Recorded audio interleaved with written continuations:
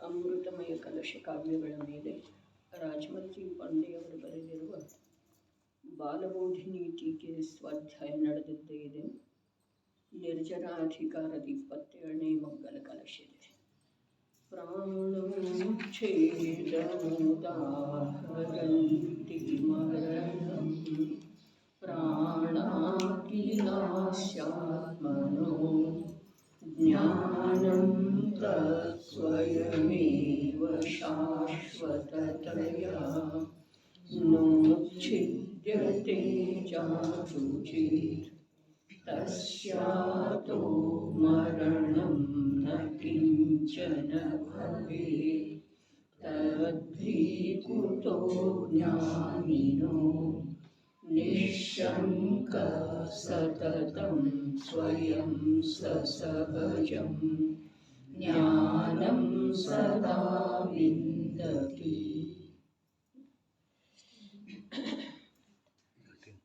ಸಜ್ಞಾನಂ ಸದಾ ವಿಂದತಿ.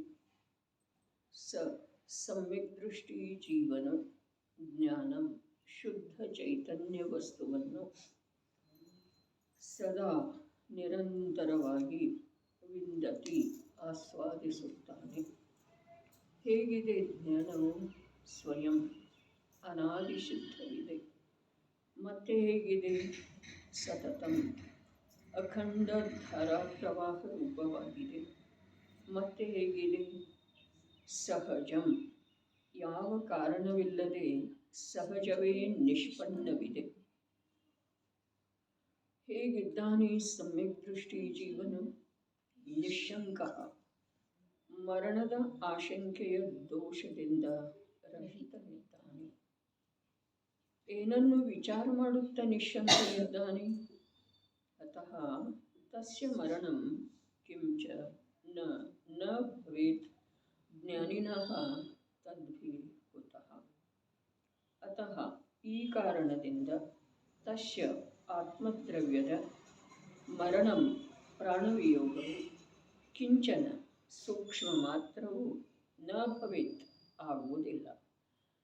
ಆ ಕಾರಣದಿಂದ ಜ್ಞಾನಿನಃ ಸಮ್ಯಕ್ ದೃಷ್ಟಿಗೆ ತದ್ಭಿ ಮರಣದ ಭಯವು ಕುತಃ ಎಲ್ಲಿಂದ ಆಗುವುದು ಎಂದರೆ ಆಗುವುದಿಲ್ಲ. ಯಾವ ಕಾರಣದಿಂದ? ಪ್ರಾಣೋಚ್ಛೇದಂ ಮರಣಂ ಉದಾಹರಂತಿ. ಪ್ರಾಣೋಚ್ಛೇದಂ ಇಂದ್ರಿಯ, ಬಲ, ಉಚ್ಛ್ವಾಸ, ಆಯುವೆಂಬ ಯಾವ ಪ್ರಾಣಗಳಿವೆ ಅವುಗಳ ವಿನಾಶವನ್ನು ಯಾವ ಮರಣವೆಂದು ಹೇಳಲಾಗುತ್ತದೆ. ಉದಾಹರಂತಿ ಹೀಗೆ ಅರಹಂತ ದೇವರು ಹೇಳುತ್ತಾರೆ. ಕಿಲ ಆತ್ಮನಃ ಜ್ಞಾನಂ ಪ್ರಾಣಃ. ಕಿಲ ನಿಶ್ಚಯದಿಂದ ಜ್ಞಾನಂ ಆತ್ಮನಃ ಶುದ್ಧ ಚೈತನ್ಯ ಮಾತ್ರವು ಜೀವದ್ರವ್ಯದ ಪ್ರಾಣವಿದೆ. ತತ್ ಜಾತು ಚಿತ್ ನ ಉಚ್ಛಿದ್ಯತೆ.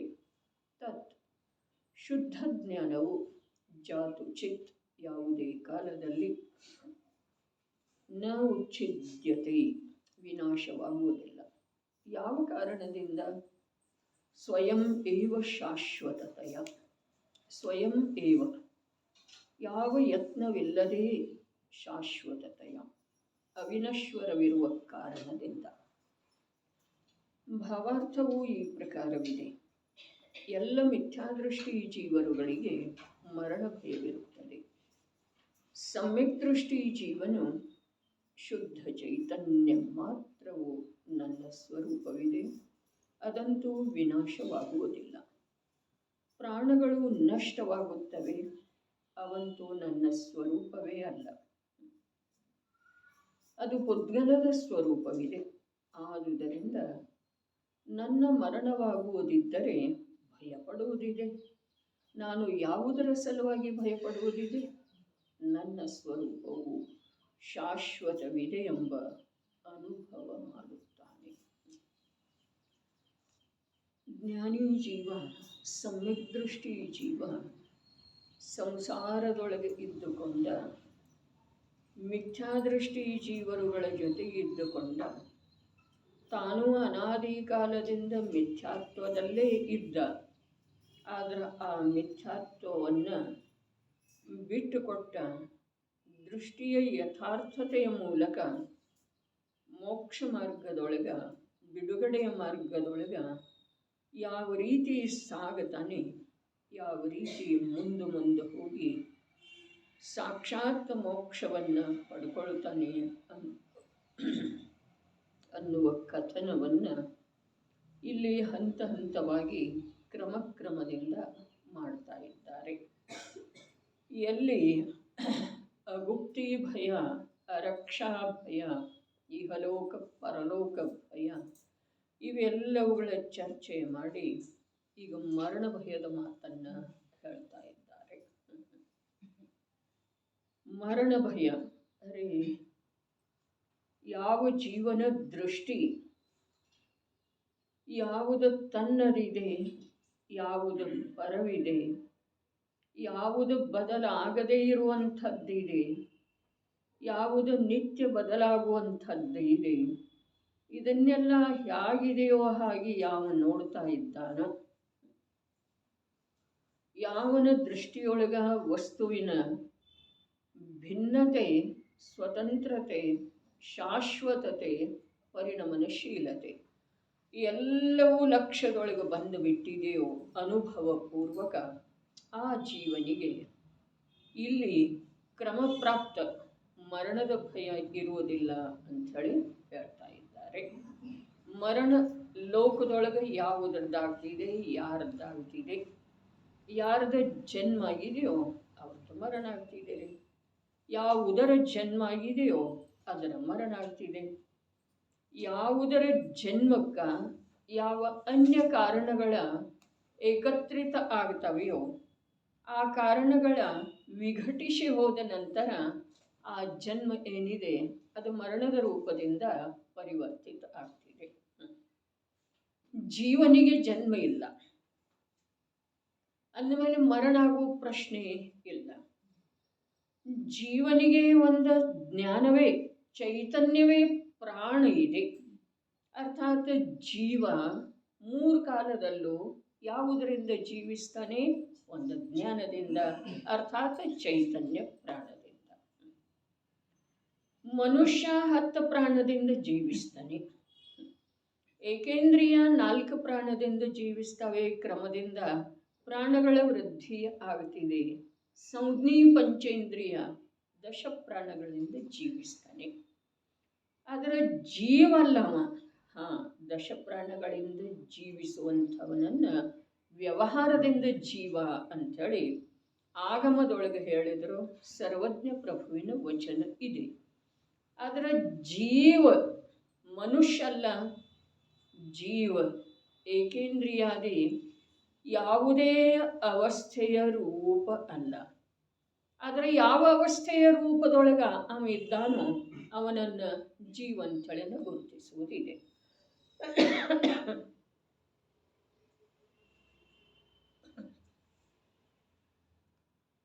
ಈಗ ನನ್ನನ್ನು ಜೀವ ಅಂಥೇಳಿ ಸಾಕ್ಷಾತ್ ಸರ್ವಜ್ಞ ಪ್ರಭುಗಳೇ ತಿಳಿಸಿಕೊಡ್ಬೇಕಾದ್ರೆ ಮನುಷ್ಯ ಅನ್ನುವ ರೂಪದಿಂದನ 10 ಪ್ರಾಣಗಳ ಆಧಾರದಿಂದ ಜೀವಿಸುವಂಥವ ಅನ್ನುವ ರೂಪದಿಂದನ ತಿಳಿಸಿಕೊಡ್ತಾರೆ.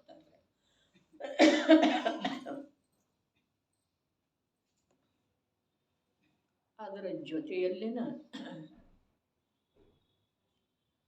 ಈ ಮನುಷ್ಯ ರೂಪದಿಂದ ಕಾಣಿಸ್ತಾ ಇರುವಂಥ ಜೀವ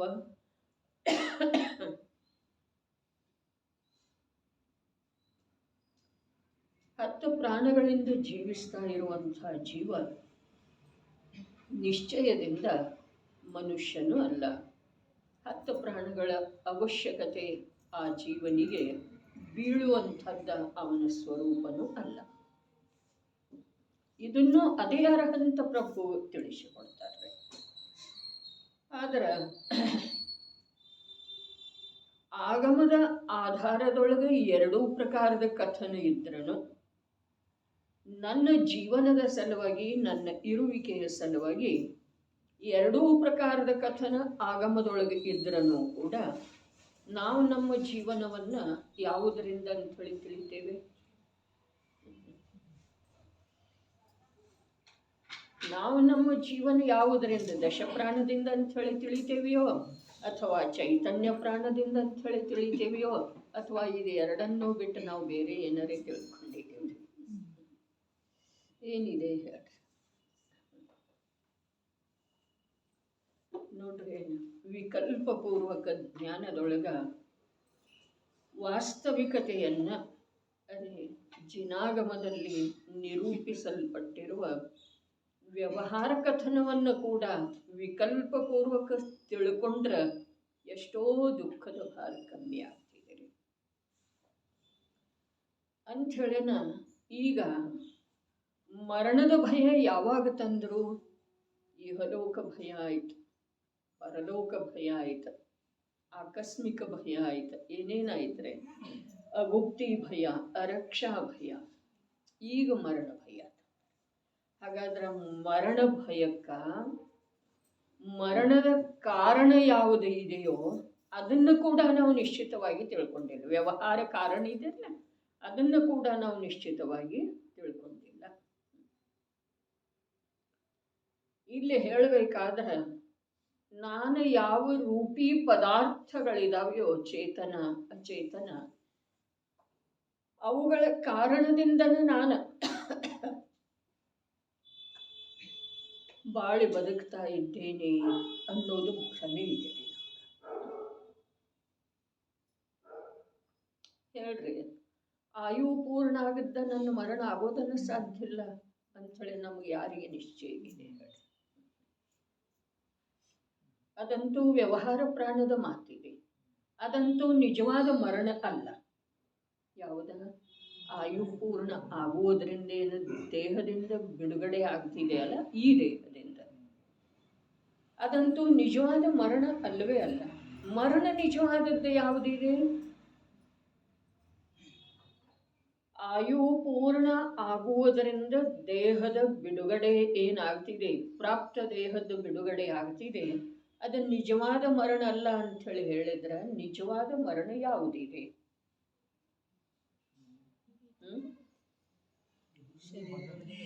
ನಿಜವಾದ ಮರಣ ಯಾವುದಿದೆ? ನಿಜವಾದ ಮರಣ ಜ್ಞಾನದರ್ಶನ ರೂಪದ ಅನುಭೂತಿ, ಸ್ವೀಕೃತಿ, ಶ್ರದ್ಧೆ ಇಲ್ಲದನ ರಾಗರೂಪದ ದೇಹ ರೂಪದ ಸಂಯೋಗದಿಂದ ಸುಖ ದುಃಖ ರೂಪದ ಅನುಭೂತಿ ಏನಿದೆ ಅಲ್ಲ, ಅದು ನಿಜವಾದ ಮರಣ ಇದೆ. ಅದು ಯಾವಾಗಲೇ ಒಮ್ಮೆ ಬರ್ತಿದೆ, ನಿರಂತರ ಆಗ್ತಾ ಇದೆ ರೀ. ಆ ನಿರಂತರ ಆಗ್ತಾ ಇರುವಂಥ ಮರಣದ ಕಡೆಗೆ ನಮ್ದು ಗಮನನ ಇಲ್ಲ. ಅದನ್ನು ನಾವು ಲಕ್ಷ್ಯದಲ್ಲೇ ತಂದುಕೊಳ್ಳುವ ಯಾವ ಪ್ರಯತ್ನವನ್ನು ಮಾಡ್ತಾ ಇಲ್ಲ. ಪ್ರಯತ್ನ ಬರೀ ಇದು ಯಾವುದ, ಈ ದೇಹದ ಸಂಯೋಗ ರೂಪದ ಯಾವ ಜೀವನ ಇದೆಯೋ ಇದು ಬಿಟ್ಟು ಹೋಗಬಾರ್ದು. ಮಿಥ್ಯಾತ್ವದ ವಿಪರೀತ ಮನ್ನಣೆಯ ಭೂಮಿಕೆ ಮೇಲೆ ಉದಿಸಿ ಬರ್ತಾ ಇರುವಂಥ ಪ್ರತಿ ಸಮಯದ ಪರಿಣಾಮಗಳದ್ದ ವಿಚಿತ್ರತೆ ಎಷ್ಟು ಇದೆ. ನಾನು ಯಾರ? ನನ್ನ ಜೀವನ ಮರಣಗಳ ಆಧಾರ ಯಾವುದ? ನನ್ನ ಜೀವನ ಮರಣಗಳ ಆಧಾರವಿರುವಂಥ ಯಾವ ನಿರ್ದೋಷ ಅಥವಾ ದೋಷ ರೂಪದ ಶ್ರದ್ಧೆ ಇದೆಯೋ ಅದನ್ನು ತಿಳಿದುಕೊಳ್ಳುವ, ಆ ಶ್ರದ್ಧೆಯನ್ನು ಬದಲಾಯಿಸಿಕೊಳ್ಳುವ ಯಾವ ಉದ್ಯಮದ ಕಡೆಗೆ ನಮ್ಮದು ಸ್ವಲ್ಪ ಕೂಡ ಸಾವಧಾನತೆ ಇಲ್ಲ.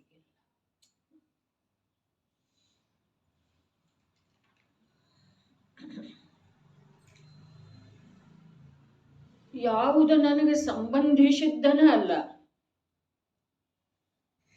ಅನ್ಯದ ಕಾರಣದಿಂದ, ಅರೆ ಕರ್ಮಾದಿಗಳ ಕಾರಣದಿಂದ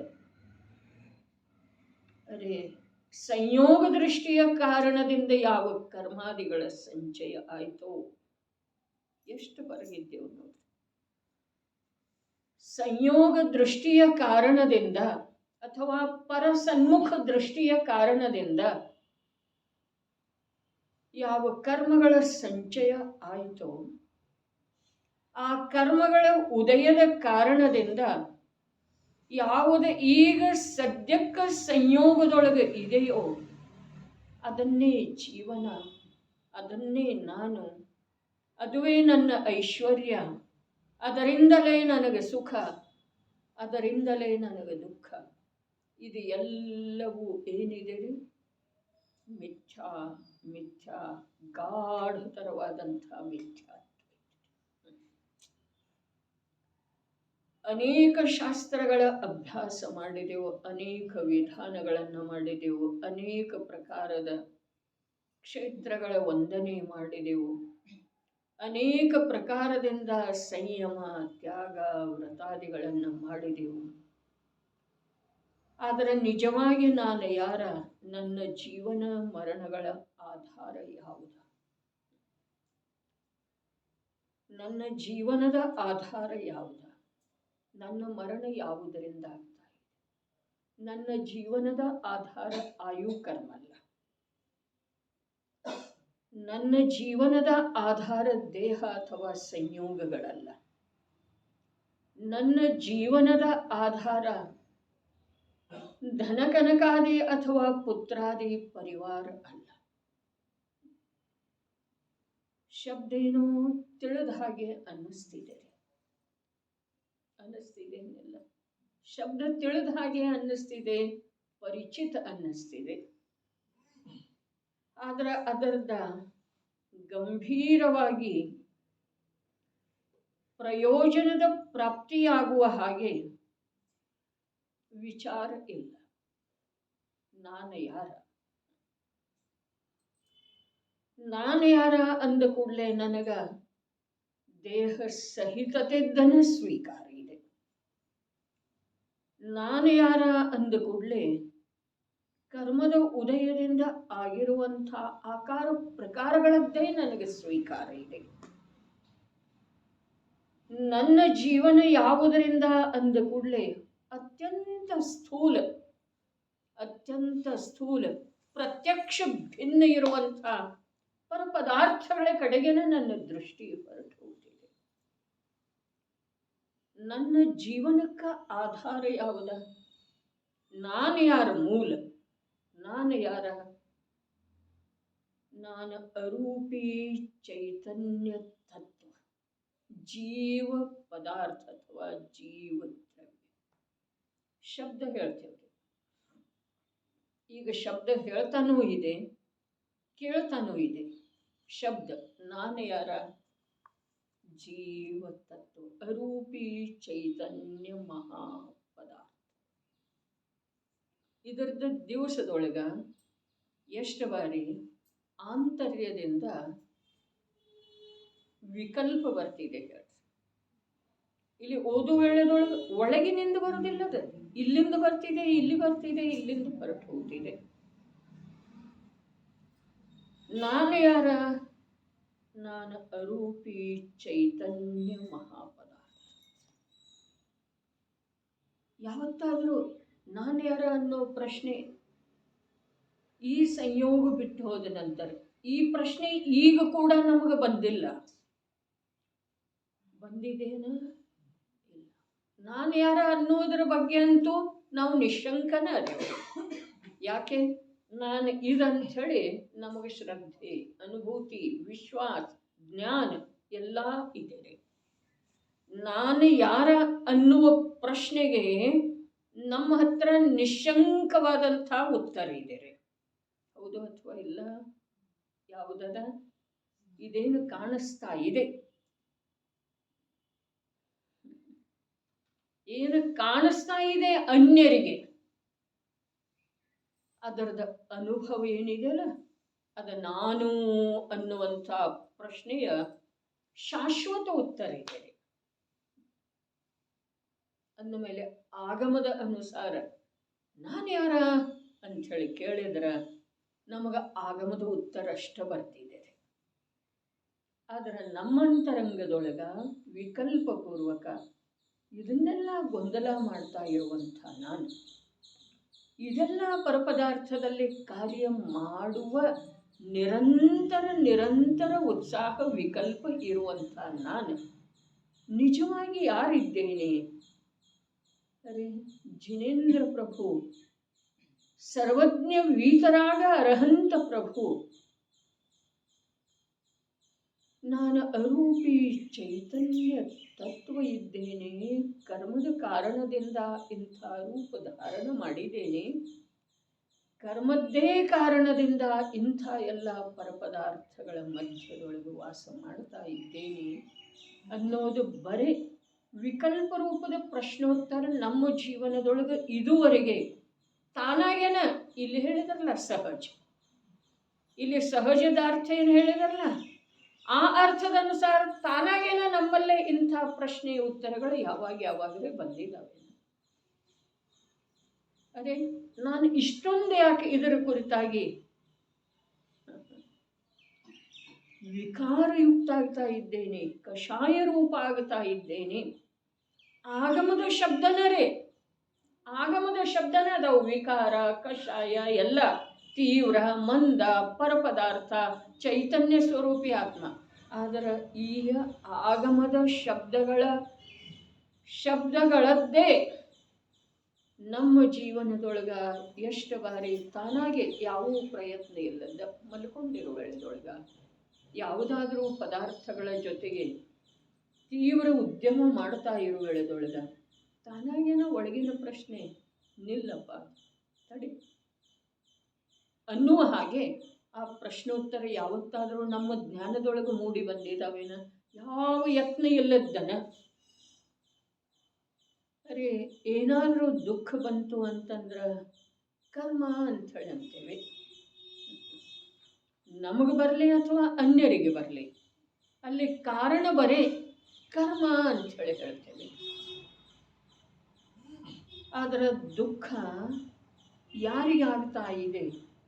ಅವನನ್ನು ಕರ್ಮ ಸ್ಪರ್ಶ ಮಾಡಿದೆಯನ? ಅವನಿಗೇನಾದರೂ ಕರ್ಮ ಮಾಡಿದೆಯನ? ಆಗಮದ ಅಭ್ಯಾಸ ಎಲ್ಲಿದೆ ನಮ್ದ? ಎಷ್ಟು ದೂರ ಇದೆ ರೀ ಆಗಮದ ಅಭ್ಯಾಸ? ಒಂದು ಸ್ವಲ್ಪ ಸೂಕ್ಷ್ಮ. ಆಗಮದ ಅಭ್ಯಾಸ ನನ್ನ ಜ್ಞಾನವನ್ನು ನನ್ನ ಶಾಶ್ವತ ಸ್ವರೂಪ ಮತ್ತು ಕ್ಷಣಿಕ ಸ್ವರೂಪದ ಕಡೆಗೆ ತೆಗೆದುಕೊಂಡು ಹೋಗಬೇಕು ಅಥವಾ ಬೇಡ್ರಿ? ಆಗಮದ ಜ್ಞಾನ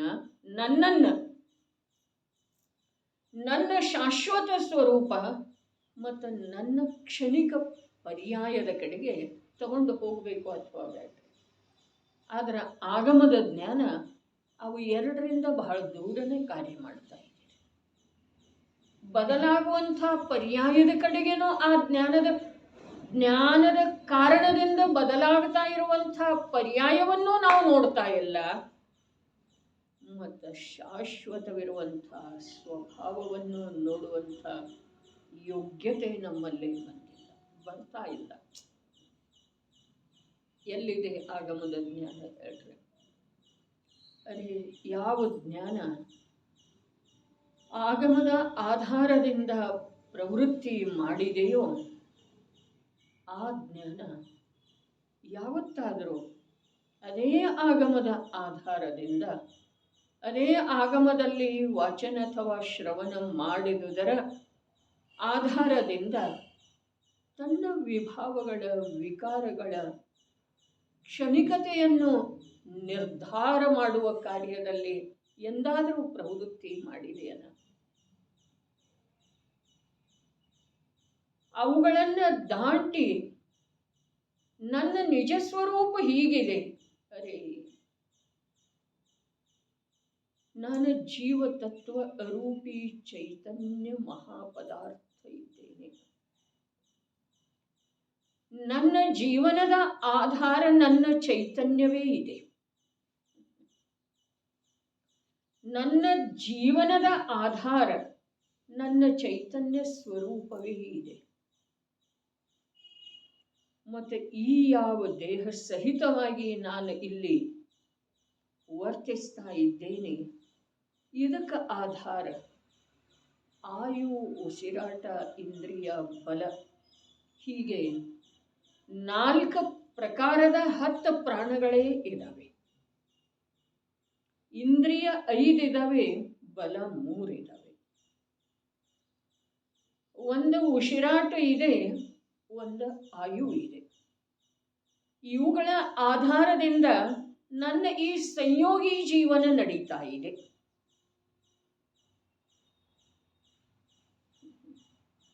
ಇವುಗಳ ಆಧಾರ ಬಿಟ್ಟು ಹೋಗುವುದರಿಂದ ಈ ಜೀವನಕ್ಕೆ ಕೊನೆ ಬರ್ತಿದೆ. ಈ ಜೀವನಕ್ಕೆ ಈ 10 ಪ್ರಾಣಗಳ ಆಧಾರ ಏನಿದೆ, ಇದು ಕಳಚಿ ಬಿದ್ದ ನಂತರ ಈ ಜೀವನಕ್ಕೆ ನಿಶ್ಚಿತವಾಗಿ ಕೊನೆ ಬರ್ತಿದೆ. ಆದರೆ ಮತ್ತೆ ನಾನು ಇಂಥವೇ ಬಾಹ್ಯ ಪ್ರಾಣಗಳಿಂದ ಜೀವಿಸುವಂಥ ಅವಸ್ಥೆಗಳಿಗೆ ಪ್ರಾಪ್ತ ಆಗೋದು ಅನಿವಾರ್ಯ ಇದೆ. ಇಂಥವೇ ಬಾಹ್ಯ ಪ್ರಾಣಗಳನ್ನು ಆಧರಿಸಿರುವಂಥ ಜೀವನ ಅಥವಾ ಭವಗಳಿಗೆ ಪ್ರಾಪ್ತ ಆಗೋದು ಅನಿವಾರ್ಯ ಇದೆ. ಹಾಗಾದ್ರೆ ಈ ಕಲಶದ ಮಂಗಲಮಯ ಸಂದೇಶ ಏನ್ರಿ ಇದೆ ಅಂತಂದ್ರೆ, ವಿಷಯನ ಹೊಸದಿಲ್ಲ, ಆದರೆ ಈ ಕಲಶದ ಸ್ವಾಧ್ಯಾಯ ಹೊಸದಾಗಿ ಇಲ್ಲಿ ಆರಂಭ ಆಗಿದೆ. ವಿಷಯ ಹೊಸದಿಲ್ಲ. ಯಾಕೆ ಅಂತಂದ್ರೆ 47 ಶಕ್ತಿಯೊಳಗ ಮೊದಲನೇ ಶಕ್ತಿಯನ್ನ ಇಲ್ಲಿ ಸಾಮೂಹಿಕ ರೂಪದಿಂದ ವಾಚನ ಮಾಡಿದ್ದೀರಿ. ಜೀವತ್ವ ಶಕ್ತಿ ಸಾಮೂಹಿಕ ರೂಪದಿಂದ ವಾಚನ ಮಾಡಿದ್ದೇ ಇದೆ. ಅದು ವಾಚನದ ಜೊತೆಯಾಗಿ ವಿಸ್ಮರಣೆ ಕೂಡ ಆಗಿ ಹೋದಂತೆ ಇದೆ. ಅದಕ್ಕೆ ವಿಷಯ ಹೊಸದಿಲ್ಲ. ಆದರೆ ಈ ಕಲಶದ ಸಂದೇಶ ಹೀಗಿದೆ: ನಾನು ಈ 10 ಪ್ರಾಣಗಳಿಂದ ಅಥವಾ ಬಾಹ್ಯದ 4 ಪ್ರಕಾರದ ಪ್ರಾಣಗಳಿಂದ ಜೀವಿಸುವಂಥ ವಸ್ತು ಅಲ್ಲ. ಯಾವುದನ್ನು ನಾನು ಅಂಥೇಳಿ ವರ್ತಮಾನದಲ್ಲಿ ನಾನು ಅನುಭವ ಮಾಡ್ತಾ ಇದ್ದೇನೋ ಆ ಜೀವನಕ್ಕೆ, ನನ್ನ ಜೀವನಕ್ಕೆ ಈ ಪ್ರಾಣಗಳ ಆಧಾರ ಇದೆ. ಆದರೆ ಆ ಜೀವನ ಈ ಪ್ರಾಣಾಧಾರಿತ ಇರುವುದರಿಂದ ಈ ಪ್ರಾಣಗಳ ವಿಚ್ಛೇದ ಆದ ನಂತರ ಆ ಜೀವನ ಬಿಟ್ಟು ಹೋಗ್ತಿದೆ. ಹಾಗಾದ್ರೆ ನನಗೆ ಈ ಜೀವನ ಬಿಟ್ಟು ಹೋದ ನಂತರ ಕೂಡ ನನ್ನ ಇರುವಿಕೆ ಇರ್ತಿದೆ ಅಂದ ಮೇಲೆ ಆ ಇರುವಿಕೆಗೆ ಮತ್ತು ಇಂಥವನ 6 ಪ್ರಾಣ, 4 ಪ್ರಾಣ, 7 ಪ್ರಾಣ, 9 ಪ್ರಾಣ, 10 ಪ್ರಾಣ, ಅವುಗಳಿಂದ ಜೀವಿಸುವಂಥ ಪರಾಧೀನತೆ ಏನಿದೆ, ಆ ಪರಾಧೀನತೆಯ ಅಭಾವವನ್ನು ಈ ಸಂಜ್ಞೀತನ ಇರುವೆಳೆದೊಳಗ ಆ ಸರ್ವಜ್ಞ ಪ್ರಭುವಿನ ವಚನದ ಅನುಸಾರ ನಾನು ತಿಳ್ಕೊಳ್ಳೋದ ನನ್ನ ಸಲುವಾಗಿ ಉಪಯೋಗಿ ಇದೆ ಅಲ್ರಿ. ಸರ್ವಜ್ಞರ ಸಲುವಾಗಿ ಅಲ್ಲ, ಸರ್ವಜ್ಞರ ವಚನದ ಅನುಸಾರ ಆ ಪರಾಧೀನ ಜೀವನದಿಂದ ಬಿಡುಗಡೆ ಹೊಂದುವ ಉಪಾಯವನ್ನು ನಾನು ನನ್ನ ಸಲುವಾಗಿ ತಿಳ್ಕೊಳ್ಳೋದಿದೆ. ಅರೆ, ಎಲ್ಲದರಲ್ಲೂ ಪರಾಧೀನತೆ ಇದೆ ನಮಗೆ, ಎಲ್ಲದರಲ್ಲೂ. ಶಾಸ್ತ್ರ ತಿಳ್ಕೊಳ್ಳುವುದರಲ್ಲೇನೂ ಪರಾಧೀನತೆ ಇದೆ. ಆದರೆ ಶಾಸ್ತ್ರ ತಿಳ್ಕೊಳ್ಳುವುದರಲ್ಲಿ ಪರಾಧೀನತೆ ಇರುವೆಳೆದೊಳಗೂ ಕೂಡ ಶಾಸ್ತ್ರದ ಶಬ್ದದ ಮೂಲಕ ಪರಾವಲಂಬಿ ಜ್ಞಾನದೊಳಗ ಸ್ವಾಧೀನ ಜೀವನದ ಪರಿಚಯ ಮಾಡಿಕೊಳ್ಳೋದಿದೆಯಲ್ಲ. ಪರಾವಲಂಬನದೊಳಗ ಸ್ವಾಧೀನ ಜೀವನದ ಪರಿಚಯ ಮಾಡಿಕೊಳ್ಳೋದಿದೆ ಪ್ರಭು. ಅರೆ ನೋಡ್ರಿ, ತಾವು ನಂಬರೆ ವಿಚಾರ ಮಾಡ್ರೆ ಇಂಥ ಸುದೀರ್ಘ ಅವಸರ ಜಿನವಾಣಿಯ ಜೊತೆಗೆ ಅಥವಾ ಜಿನವಾಣಿಯನ್ನು ತಿಳ್ಕೊಳ್ಳುವ ಸಲುವಾಗಿ ಇಂಥ ಸುದೀರ್ಘ ಅವಸರ ನಮ್ಮ ಜೀವನದೊಳಗೆ ಹಿಂದೆ ಎಂದಾದರೂ ಬಂದಿದ್ದು ಇರಬಹುದೇನಾ? ತರ್ಕ ಮಾಡೋದ್ರಿ, ತರ್ಕ ಮಾಡೋದು, ಅಂದಾಜು ಮಾಡೋದು. ಇಷ್ಟು ಸುದೀರ್ಘ ಅನೇಕ ವರ್ಷಗಳಿಂದ ಅದೇ 1 ಕೋಟಿ ಪೂರ್ವ ಆಯುಷ್ಯನ್ನ ಕಟ್ಟಿಕೊಂಡ ಮನುಷ್ಯ ಜನ್ಮವನ್ನು ಪಡ್ಕೊಂಡ 11 ಅಂಗ 9 ಪೂರ್ವದ ಪಾಠಿಯಾಗಿ 1 ಕೋಟಿ ಪೂರ್ವದ ಜೀವನ ರೀ, ಬರೀ 8 ವರ್ಷ ಕಳೆದು ಹೋದ 1 ಕೋಟಿ ಪೂರ್ವದ ಜೀವನ ಸಿಗುತ್ತಿದೆ, ಜೀವನಿಗೆ ಅನಂತ ಬಾರಿ ಸಿಕ್ಕಿದೆ ಅಂತ ಹೇಳಿದರೆ, ಆದ್ರೆ ನಮಗನ್ನಿಸ್ತಾ ಇದೆ, ನನಗನ್ನಿಸ್ತಾ ಇದೆ, ಈ ಮೊದಲೆಂದು ಇಷ್ಟು ಸುದೀರ್ಘ ಸತ್ಯ ತತ್ವವನ್ನು ತಿಳಿದುಕೊಳ್ಳುವ, ಆಲಿಸುವ, ಓದುವ ಸಂಯೋಗ ಹಿಂದೆಂದೂ ದೊರಕಿರಲಿಕ್ಕಿಲ್ಲ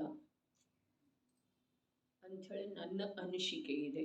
ತಾವು ವಿಚಾರ ಮಾಡ್ರಿ, ಅವಲೋಕನೆ ಮಾಡ್ರಿ, ಅಂದಾಜು ಮಾಡ್ರಿ, ಮತ್ತು ತಮ್ಮ ತಮ್ಮ ಮಾರ್ಗದ ಸಲುವಾಗಿ ತಾವು ಏನು ಮಾಡಬೇಕಾಗಿದೆಯೋ ಅನ್ನುವುದರದ ನಿರ್ಧಾರ ಮಾಡ್ರಿ. ನಿರ್ಧಾರ ಇಲ್ಲದ ಗಮನ, ಧ್ಯೇಯ ಇಲ್ಲದ ಸ್ವಾಧ್ಯಾಯ ಫಲಪ್ರದ ಆಗುವುದಿಲ್ಲ. ಗುರಿ ಇಲ್ಲದ ಗಮನ ಎಲ್ಲಿ ಹೋಗಿ ತಲುಪೋದ್ರಿ? ಗುರಿ ಇಲ್ಲದ ಗಮನ ಶೀಘ್ರರೇ ಇರಲಿ, ಮಂದರೇ ಇರಲಿ, ಶೀಘ್ರ ಗಮನ ಇರಲಿ ಅಥವಾ ಮಂದ ಗಮನ ಇರಲಿ, ಗುರಿ ಇಲ್ಲದ ಆ ಗಮನದ ಪ್ರಯೋಜನ ಏನಿದೆ? ಅದೇ ಪ್ರಕಾರ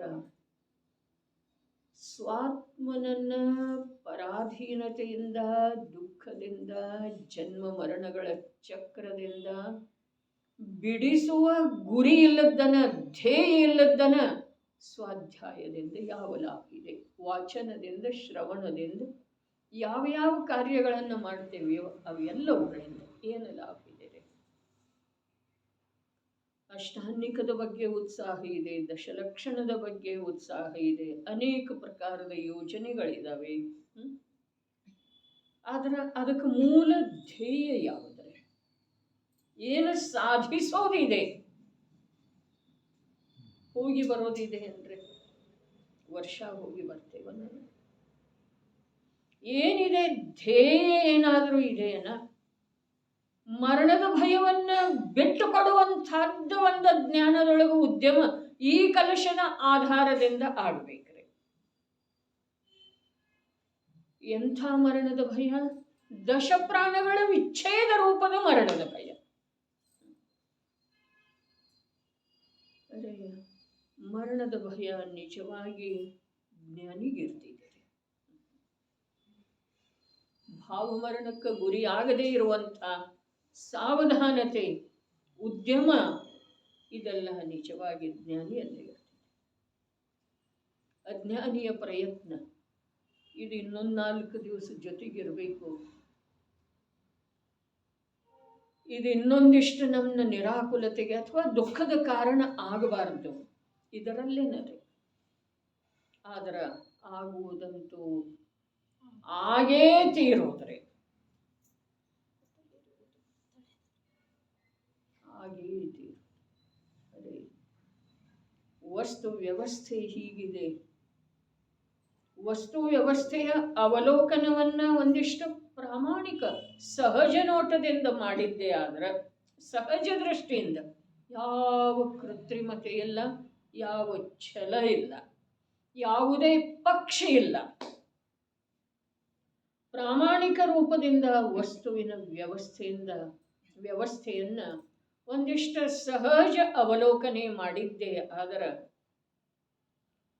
ಯಾವ ದ್ರವ್ಯ ಇದೆಯೋ, ಯಾವ ಅನಂತ ದ್ರವ್ಯಗಳಿದಾವೆಯೋ, ಅವ ಅನಂತ ಸಂಖ್ಯೆಯಲ್ಲಿ ವಿಶ್ವದೊಳಗ 3 ಕಾಲದಲ್ಲೂ ಉಳಿಬೇಕಾದ್ರೆ ಅವುಗಳ ಗುಣಪರ್ಯಾಯಗಳ ಸುನಿಶ್ಚಿತನ ಬೇಕ್ರೆ.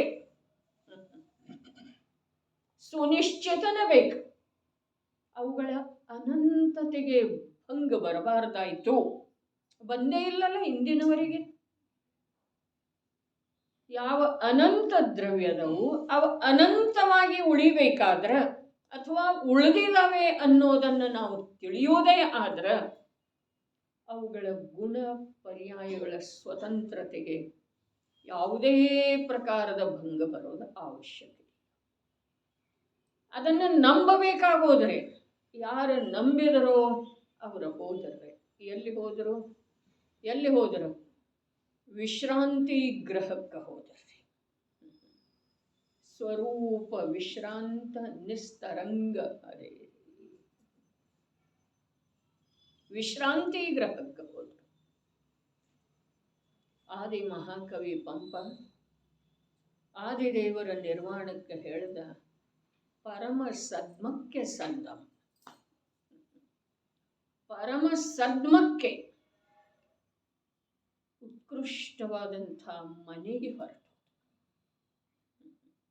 ನಾವೆಲ್ಲ ಎಲ್ಲಿ ಭವವೆಂಬ ಕಾನನದೊಳಗೆ ನಿರಂತರ ಅಲಿತಾ ಇದ್ದೇವೆ. ಯಾವುದರ ಕಡೆಗೋ ನನ್ನದು, ಯಾವುದರ ಕಡೆಗೋ ನನ್ನ ಸುಖದ ಕಾರಣ ಅಂಥೇಳಿ ಅತ್ಯಂತ ದೈನ್ಯತೆಯಿಂದ ನೋಡ್ತಾ ಇದ್ದೇವೆ. ದುಃಖದ ಮಾತಿದೆ, ನಾಚಿಕೆ ಪಟ್ಟುಕೊಳ್ಳುವಂಥ ಮಾತಿದೆ, ಛೇದ ಪಟ್ಟುಕೊಳ್ಳುವಂಥ ಮಾತಿದೆ, ಪಶ್ಚಾತ್ತಾಪ ಪಟ್ಟುಕೊಳ್ಳುವಂಥ ಮಾತಿದೆ. ಭವವೆಂಬ ಕಾನನದೊಳಗ ಯಾವುದರದೋ ಕಡೆಗೆ ನಂದ ಅಂತೇವೆ. ಇದರಿಂದ ಸುಖ ನಿಶ್ಚಿತವಾಗಿ ಆಗ್ತಿದೆ ಅಂತೇವೆ. ಅದನ್ನು ಹಿಡ್ಕೊಳ್ಳಿಕ್ಕೆ ಹೋಗ್ತೇವೆ, ಅದನ್ನು ಇಟ್ಕೊಳ್ಳಿಕ್ಕೆ ಹೋಗ್ತೇವೆ, ಅದನ್ನು ನನ್ನದಾಗಿಸಿಕೊಳ್ಳಲಿಕ್ಕೆ ಹೋಗ್ತೇವೆ. ಇದೇನಿದೆ ಅವ ಪರಮ ಸದ್ಮಕ್ಕೆ ಸಂದಮ.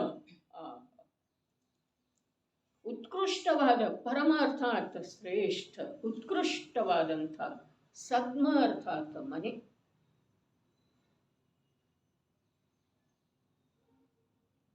ತನ್ನ ಮನೆಯೊಳಗ ತಾನು ಉತ್ಕೃಷ್ಟ ಯಾವುದಿದೆ? ಸಿದ್ಧಾಲಯ ಉತ್ಕೃಷ್ಟ ಇಲ್ಲ. ಉತ್ಕೃಷ್ಟ ಯಾವುದಿದೆ? ಸುಧಾ ಅನಂತ ಚತುಷ್ಟಯ ಅವ್ಯಾಬಾಧ ಸುಖ. ಅಲ್ಲಿಂದ ಯಾರೂ ಬಿಡಿಸೋ ಸಾಧ್ಯ ಇಲ್ಲ, ಅಲ್ಲಿ ಯಾರ್ದೂ ಪ್ರವೇಶನ ಸಾಧ್ಯ ಇಲ್ಲ. ಅದು ಉತ್ಕೃಷ್ಟ ಸದ್ಮ ಇದೆ. ಅದನ್ನು ಬಿಟ್ಟ ನಾವು ಅಲ್ಲಿ ಸುಖ ಇರ್ಬೋದೇನ, ಇಲ್ಲಿ ಸುಖ ಇರ್ಬೋದೇನ, ಈ ಧನದಿಂದ ಸುಖ ಇರ್ಬೋದೇನ, ಈ ಐಶ್ವರ್ಯದಿಂದ ಸುಖ, ಇಂಥ ಮನೆಯಿಂದ ಸುಖ ಇರಬಹುದೇನ ಅಲ್ಲ, ಇದೆ ಅನ್ನುವ ಭ್ರಾಂತಿಯಿಂದ ಮೈ ಮರಿತೇವೆ. ಆದರೆ ಆ ಸಂಯೋಗ ನಮ್ಮನ್ನು ಒದ್ದು ಬಿಡ್ತಿದೆ, ದೂಡಿ ಬಿಡ್ತಿದೆ, ಬಿಸಾಕಿ ಬಿಡ್ತಿದೆ. ಯಾವ ಪ್ರಕಾರ ಹಣ್ಣನ್ನು ಸವಿದ ನಂತರ ಸೂಜ್ಞ ವ್ಯಕ್ತಿ ಶಿಪ್ಪೆಯನ್ನು ಬಿಸಾಕಿ ಬಿಡ್ತಾನೋ ಹಾಗೆ ಆ ಮನೆ ನಮ್ಮನ್ನು ಹೊರಗೆ ಹಾಕ್ತಿದೇನಿಲ್ರಿ. ಆ ಐಶ್ವರ್ಯ, ಆ ಧನ, ಆ ಚಿನ್ನ, ಆ ಒಡವೆ, ಆ ವಸ್ತ್ರ ಏನಿದೆ ನಮ್ಮ ತ್ಯಾಗ ಮಾಡ್ತಿದೀವೋ ಅಥವಾ ಇಲ್ರಿ? ನಾವು ಅವುಗಳ ತ್ಯಾಗ ಮಾಡಿದೀವ್ರಿ. ಮರಣ ಆಯ್ತಲ್ಲ, ಲೌಕಿಕದ ಅಪೇಕ್ಷಾದಿಂದ ಯಾವುದನ್ನು ಇಂದಿನವರೆಗೆ ನಾವು ಮರಣ ಅಂತ ಹೇಳಿ ತಿಳಿದಿದ್ದೇವೆ, ಆ ಮರಣ ಆದ ನಂತರ ನಾವು ಅವುಗಳ ತ್ಯಾಗ ಮಾಡಿ ಹೋಗ್ತೇವೆಯೋ ಅಥವಾ ಅದು ನಮ್ಮನ್ನು ತ್ಯಾಗ ಮಾಡಿ ಬಿಡ್ತಾವ್ರಿ. ಆ ಪದಾರ್ಥಗಳ ಯೋಚನೆ ಮಾಡೋದು. ಅದಕ್ಕೆ ಹೇಳ್ತಾರೆ, ಸಮಯ ಇರುವಳದೊಳಗ ನೀನು ಅವುಗಳ ಮಮತೆಯ ತ್ಯಾಗ ಮಾಡು. ಶಕ್ತಿ ಬೆಳೆಸಿಕೋ, ಪ್ರತ್ಯಕ್ಷ ಅವುಗಳ ತ್ಯಾಗ ಮಾಡು. ಮೊದಲ ಮಮತೆಯ ತ್ಯಾಗ ಮಾಡು, ಆಮೇಲೆ ಒಳಗೆ ನಿನ್ನಷ್ಟಕ್ಕೆ ನೀನೇ ಪಕ್ವ ಆಗು. ಉಪಾದಾನದ ಪಕ್ವತೆಯಿಂದ ಅವುಗಳದ್ದು ತ್ಯಾಗ ಮಾಡು. ತ್ಯಾಗ ಹೇಗೆ ತ್ಯಾಗ ಮಾಡು ಅಂಥೇಳಿ ಹೇಳಿತು, ಉಪಾದಾನದ ಪಕ್ವತೆಯಿಂದ ಅಂಥೇಳಿ ಹೇಳಿತು, ಶಕ್ತಿ ಬೆಳೆಸಿಕೊಂಡ ಅಂಥೇಳಿ ಹೇಳಿತು. ತ್ಯಾಗ ಹೇಗೆ ವಿಜಯವಾಯಿ. ಮತ್ತು ಎಂದೂ ಅವುಗಳ ಕಡೆಗೆ ನೋಡುವ ಪ್ರಸಂಗನ ಬರಬಾರ್ದು. ಎಂದೂ ಅರ್ಥಾತ್ ಕಾಲ ಸಾಪೇಕ್ಷ, ಅನಂತ ಕಾಲದವರೆಗೆ ಅವು ದೊರಕಿದ್ರೂ ಕೂಡ ಅವುಗಳ ಕಡೆಗೆ ಸುಖ ಬುದ್ಧಿಯಿಂದ, ವಾಂಛಾ ಬುದ್ಧಿಯಿಂದ, ಅವಶ್ಯಕತೆ ಬುದ್ಧಿಯಿಂದ ನೋಡುವಂಥ ಪ್ರಸಂಗವೇ ಬರಬಾರ್ದು. ಆ ಪ್ರಕಾರ ಶಕ್ತಿ ಬೆಳೆಸಿಕೊ. ಅದರ ಹೆಸರು ತ್ಯಾಗಿದ್ದೀರಿ. ಎಲ್ಲ ಬಿಟ್ಕೊಟ್ಟು ಹೋದಲ್ಲ ಮರಣದ ಮುಖದೊಳಗ, ಅಲ್ಲಿ ಅವ ಏನು ಬಿಟ್ಟಿಲ್ರಿ. ಅವೇ ಅವನನ್ನು ದೂಡಿ ಬಿಟ್ಟೋರೆ, ಸಾಕ ಹೋಗಪ್ಪ ಇನ್ನ ಅಂತ ಹೇಳಿ. ಇದು ಎಷ್ಟು ನಿಂದಾಸ್ಪದ ವಿಷಯ ಇದೆ ಈ ಜೀವರಾಜನ ಸಲುವಾಗಿ.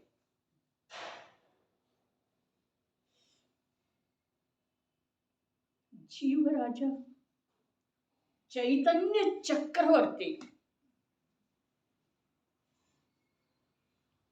ಒಂದು ಜೀವತ್ವ ಶಕ್ತಿಯನ್ನ, ಒಂದು ಚೈತನ್ಯ ಸ್ವರೂಪವನ್ನ ತಿಳಿಯದೇ ಇರುವ ಕಾರಣದಿಂದ ಅಂಥ ಜಡ ಪುದ್ಗಲದಿಂದ ತಿರಸ್ಕೃತ ಆಗುವಂಥ ಪ್ರಸಂಗವನ್ನು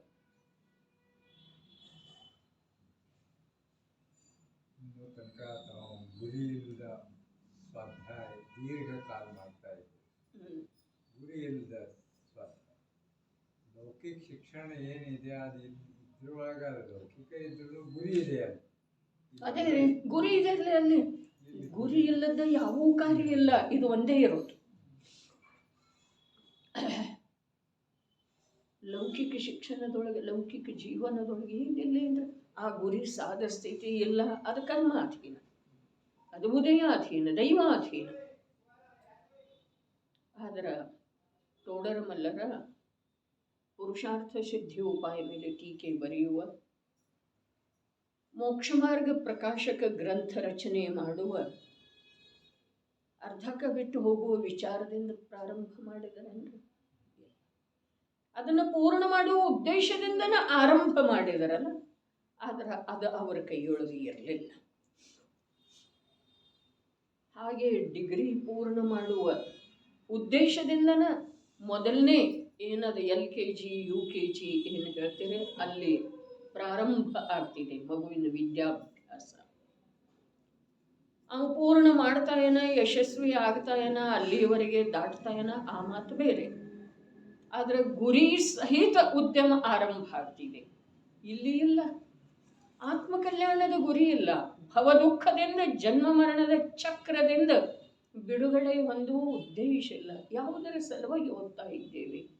ಅದಕ್ಕೆ ಒಂದು ಮಾತು, ನಾನು ಯಾರು, ನನ್ನ ಜೀವನದ ಆಧಾರ ಯಾವುದು, ಇಷ್ಟರದ ನಿರ್ಣಯ ಈ ಮಂಗಲ ಕಲಶದ ಸಂದೇಶ ಇದೆ. ನಿರ್ಣಯ ಮಾಡೋದು ನನ್ನ ಜೀವನದ ಆಧಾರ ಯಾವುದು, ಯಾವುದು ಸ್ವಯಂ ಆಧಾರ ಇದೆ ಅದನ್ನು ಆಧಾರ ಮಾಡಿಕೊಂಡೇನು ಉಪಯೋಗ್ರೆ. ಯಾವುದು ದಶಪ್ರಾಣದವು ಅವು ಸ್ವಯಂ ಅಧರದವಲ್ಲ. ಹಾಗಾದ್ರೆ ಅದರ ಆಧಾರದಿಂದ ಜೀವನ ಹೇಗೆ ಮಾಡ, ಯಾವುದು ಶಾಶ್ವತ ಇದೆಯೋ, ಯಾವುದನ್ನು ವಸ್ತುವಿನಿಂದ ಯಾರಿಂದನೂ ಬೇರ್ಪಡಿಸುವ ಸಾಧ್ಯತೆ ಇಲ್ಲವೋ ಅಂಥ ಜೀವತ್ವ ಶಕ್ತಿ ಜೀವನದ ಆಧಾರ ಇದೆ ರೀ. ಜೀವನದ ಆಧಾರ. ಅರೆ ಜೀವಿಸಬೇಕಾದ್ರೆ, ಇರಬೇಕಾದ್ರೆ, ನಿರಂತರ ಜೀವಿಸ್ತಾ ಇರಬೇಕಾದ್ರೆ ಅದಕ್ಕೆ ಆಧಾರ ಶಾಶ್ವತವಿರುವಂಥ ಜೀವದ್ದೇ ಇರುವಂಥ ಜೀವತ್ವ ಶಕ್ತಿ ಇದೆ, ಕರ್ಮದ ಅಲ್ಲ, ಕಾಲಕ್ಷೇತ್ರಾದಿಗಳದ್ದ ಅಲ್ಲ. ನಾವು ಕಾಲಕ್ಷೇತ್ರಾದಿಯನ್ನು ಬಯಸಿದೆವು, ಕರ್ಮವನ್ನು ಬಯಸಿದೆವು, ಸಂಯೋಗವನ್ನು ಬಯಸಿದೆವು.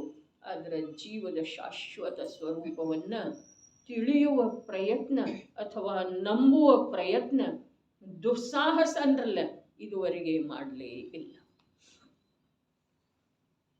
ಏನು ಹೇಳಿದ್ರಲ್ಲಿ ಯಥಾ ಪ್ರಕಾರನೇ ಇದೆ, ಹಿಂದಿನ ಕಲಶದ ಹಾಗೇನೇ ಇದೆ. ಪ್ರಾರಂಭ ಏನ ಸ ಜ್ಞಾನಂ ಸದಾ ವಿಂದತಿ. ಸಮ್ಯಕ್ ದೃಷ್ಟಿ ಜೀವನು ಶುದ್ಧ ಚೈತನ್ಯ ವಸ್ತುವನ್ನು ನಿರಂತರವಾಗಿ ಆಸ್ವಾದಿಸುತ್ತಾನೆ, ಅನುಭವಿಸುತ್ತಾನೆ, ಆಸ್ವಾದಿಸುತ್ತಾನೆ.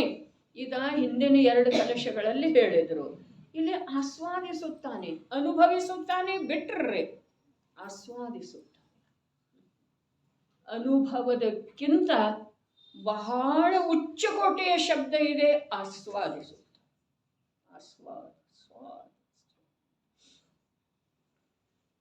ನೋಡ್ರಿ, ಹಿಂದನೂ ದೃಷ್ಟಾಂತ ಹೇಳಿದ್ದಿತ್ತು. ಭೋಜನದ ಸೇವನೆ ಮಾಡೋದು ಅರ್ಥಾತ್ ಅನುಭವ ಮಾಡೋದು, ಮತ್ತು ಆ ಭೋಜನದೊಳಗ, ಆ ಷಟ್ ರಸ ಭೋಜನದೊಳಗ ಯಾವುದೋ ಒಂದು ರಸದ ವಿಶೇಷ ಆಸ್ವಾದ ಪಡೆ ಇರ್ತಿದೇನಿಲ್ಲ. ಹಾಗೆ ಪರ್ಯಾಯದೊಳಗ ಸಂಯೋಗ ಇದೆ, ವಿಕಾರ ಇದೆ, ಕರ್ಮದ ಉದಯ ಇದೆ, ದೃಷ್ಟಿ ಸ್ವಭಾವದ ಇದೆ. ಮುಖ್ಯತೆ ಆಸ್ವಾದ ಯಾವುದರದ ಬರ್ತಿದೆ? ಆ ದೃಷ್ಟಿಯ ವಿಷಯದ ಆಸ್ವಾದ. ಈ ಸಂಯೋಗದ, ವಿಕಾರದ, ಕರ್ಮೋದಯದ, ದುರ್ಬಲತೆಯಿಂದ ಎಲ್ಲದರದ್ದು ಅನುಭವ ಆಗ್ತಿದೆ. ಆದರೆ ಆಸ್ವಾದ ಯಾವುದರದ್ದು ಬರ್ತಿದೆ? ಸ್ವಭಾವ, ದೃಷ್ಟಿಯ ವಿಷಯ, ಜ್ಞಾನ ಯಾವುದರೊಳಗೆ ಸ್ಥಿರ ಇದೆಯೋ ಅದೇ. ಜ್ಞಾನಕ್ಕೆ ಉಪಮಾ ಏನು ಕೊಟ್ಟರು? ದಿಟ್ಟಿ ಜಹೇವ ಜ್ಞಾನ. ಕಣ್ಣ ಆ ವಸ್ತುವಿನ ಹತ್ರ ಹೋಗುವುದಿಲ್ಲ. ಅದೇ ಪ್ರಕಾರ ಜ್ಞಾನ ಸ್ವಭಾವದೊಳಗಿದೆ. ಅಲ್ಲಿ ಪರದ್ದ, ಪರ್ಯಾಯದ, ಕರ್ಮದ, ಸಂಯೋಗದ ಎಲ್ಲ ಜ್ಞಾನ ಆಗ್ತಾ ಇದೆ. ಆದ್ರೆ ಆ ಜ್ಞಾನ ಯಾವ ಸ್ವಭಾವದೊಳಗೆ ಸ್ಥಿರ ಇದೆಯಲ್ಲ ಅದರದ ಆಸ್ವಾದ ಬರ್ತಾ ಇದೆ. ಈ ಪ್ರಕಾರ ಮಂಗಲಮಯ ಸಂದೇಶ ಇದೆ. ಒಂದು